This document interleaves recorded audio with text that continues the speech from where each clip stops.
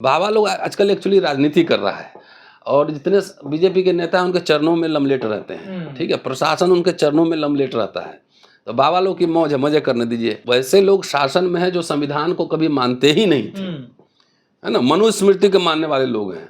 तभी इनका मौज चल रहा है बाबा लोग को। सरकार बदलने दीजिए। संविधान विरोधी जितने बात हो रही है कि हिंदू राज बनाएंगे या मनुस्मृति लागू करेंगे, सरकार बदलने दीजिए। एक बाबा भी ऐसा बोलेगा पकड़ के जेल में डाला जाएगा। बाबाओं का मौज चल रहा है, जो मर्जी। एक बाबा बोल रहा है कि गृह युद्ध हो जाएगा आरक्षण की वजह से। तो आरक्षण भाई तो सबको मिला हुआ ना, 10% तो सवर्णों को ही मिला हुआ है। तो बाबा इस पे तो बोलेंगे नहीं। अच्छा, गृह युद्ध हो जाएगा तो क्या हिंदू हिंदू में गृह युद्ध होगा? ज्यादातर जो ओबीसी जातियां हिंदू ही हैं। हाँ, हिंदू ही है सर। सीजेआई ने जो कहा था, वो कहा था कि भाई आर्कियोलॉजिकल सर्वे ऑफ इंडिया के पास चाहिए, हमारे अधिकार क्षेत्र में नहीं है। तो archaeological survey of India Bharat की संस्था है। तो आप कोर्ट क्यों गए? सीधे मोदी जी को कहिए कि आर्कियोलॉजिकल सर्वे ऑफ इंडिया जाए, वहां मूर्ति लगवा दे। हर बात के लिए आप कोर्ट क्यों पहुंच जाते हैं?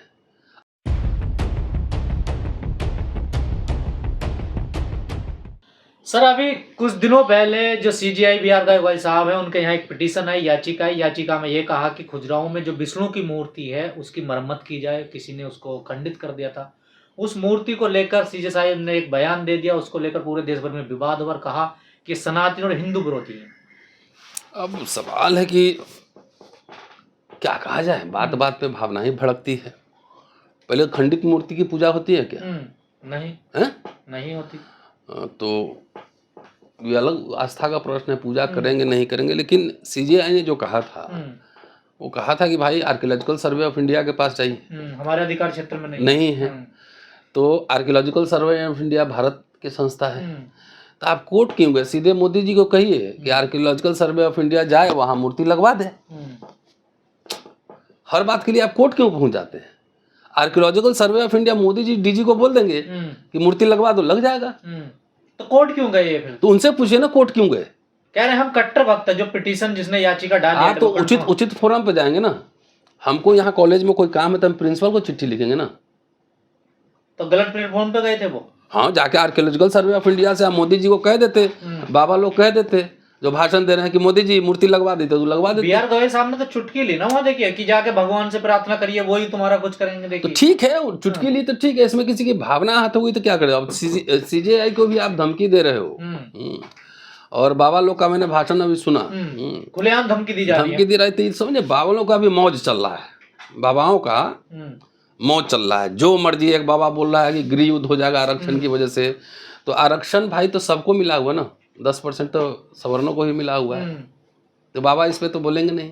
अच्छा, गृह युद्ध हो जाएगा तो क्या हिंदू हिंदू में गृह युद्ध होगा? ज्यादातर जो ओबीसी जातियां हिंदू ही हैं। हाँ, हिंदू ही है सर।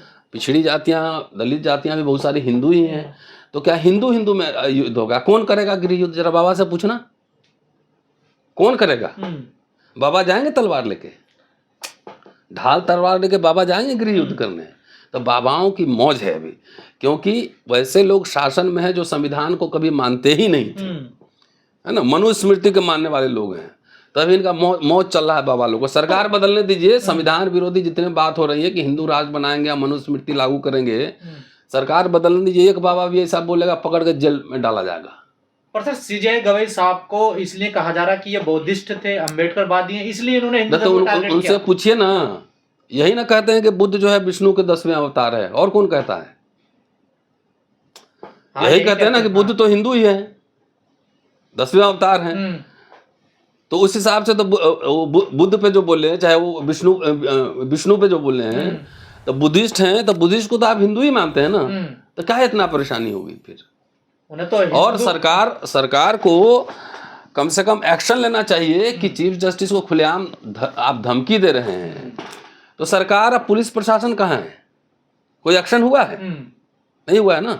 इसीलिए मैंने कहा कि बाबा लोग के भी मौज चांदी है पूरा, एकदम टेलीविजन पे आके बोलना है। बाबा लोग आजकल एक्चुअली राजनीति कर रहा है और जितने बीजेपी के नेता हैं उनके चरणों में लमलेट रहते हैं। ठीक है, प्रशासन उनके चरणों में लमलेट रहता है।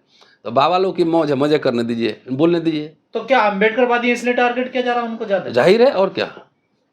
और उन्होंने तो सफाई भी दे दी इस मामले पर। देखिए भाई, नहीं, सफाई देने की जरूरत भी नहीं थी भाई। अम्बेडकर इसलिए टारगेट हो रहे हैं कि देखिए अनकंफर्टेबल कैसे हुआ लोग। बहुत सारे उन्होंने, चाहे वक्फ बोर्ड का मामला हो चाहे और भी हो, बहुत सारे जजमेंट उन्होंने ऐसे दिए हैं जो संविधान सम्मत है, न्यायपूर्ण है और उस सरकार को सूट नहीं करता है। इन दक्षिण पंथियों को ये सूट नहीं करता है, तो नहीं करता है तो कुछ बहाना ढूंढ रहे थे कि कैसे टारगेट करें, तो विष्णु का मूर्ति इनको बहाना मिल गया है। पर सीजीआई के अच्छा ये बताओ, कौन हिंदू कौन, शैव है, वैष्णव है, काला मुख है, अघोरी है, तरह तरह के इसमें सेक्ट हैं, तो सबका ठेका ही चारे बाबा लिया हुआ है। पहले शैव और वैष्णव एक है कि उसमें आपसी अंतर्द्वंद है कि क्या है, जरा बाबा तो ये बताएं कौन श्रेष्ठ है। कपाली काला मुख है, लिंगायत है, नहीं है, नास्तिक भी है हिंदू में, तो बाबा लोग से पूछिए ना कौन सा वाला हिंदू धर्म की बात कर रहे हैं आप। मांस खाने वाले ब्राह्मण भी है, मछली खाने वाले भी हैं, कश्मीर में मीठी खाता है, बिहार मिथिला में मछली के बगैर काम ही नहीं होता है, नहीं होता है? पर सवाल भाई बलि अभी दुर्गा पूजा है ना, बलि चढ़ेगा ना पशु नेपाल में और बिहार के तमाम जगहों पे बलि चढ़ता है ना, लोग मांस खाते हैं ना, तो कौन सा वाला हिंदू है बाबा से पूछ लीजिए। पर सर सीजीआई के बहाने सारे अम्बेडकरवादियों को टारगेट किया जा रहा है ना, अब तो देखिए ऐसा ना, वो तो अभी पूरा संविधान टारगेट पे है, तो उसमें से कहाँ अम्बेडकरवाद बचेगा, अम्बेडकरवादी कहाँ से बचेंगे जब पूरा संविधान ही टारगेट पे आ गया है। तब तो जिसको मर्जी जो बोल रहा है, और सरकार चुपचाप देख रही है कि वो सरकार को मजा आ रहा है। सर आपने आरक्षण का जिक्र किया अभी कि बाबा कह रहे हैं खत्म कर देना चाहिए, एनसीपी की नेता हैं सुप्रिया सुले, उन्होंने भी कहा। अरे ऐसे भी सरकार सारा निजीकरण कर रही है, इसी खत्म हो जाएगा आरक्षण। मैं तो बार बार कर रहा हूँ, इसलिए हमारी लड़ाई आरक्षण बचाने की है, सरकारी संस्थाओं को बचाने की है, पब्लिक सेक्टर यूनिट को बचाने की है, शिक्षा सस्ता और सुलभ करने की है। पर जब इंडिया गठबंधन के नेता ऐसे बयान देंगे तो फिर क्या होगा भाई? उनका स्पष्टीकरण उनसे मांगे, लेकिन हमारा स्टैंड क्लियर है। तो क्या उन्होंने गलत कहा जो उन्होंने कहा? मेरे हिसाब से तो ठीक नहीं है, मतलब जातिगत भेदभाव है, जाति है तो जातिगत आरक्षण भी रहेगा।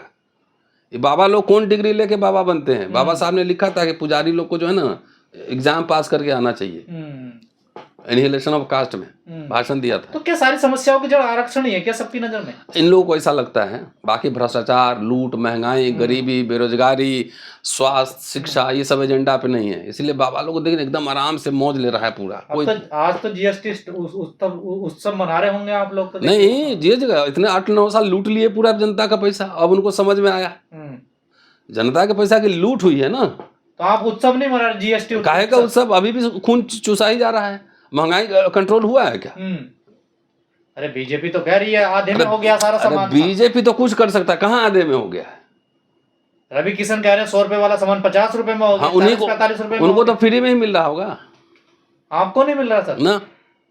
हमारे लिए तो इसी है, 1 रुपया 2 रुपया कम हुआ उससे क्या फर्क पड़ता है। चलिए, थैंक यू।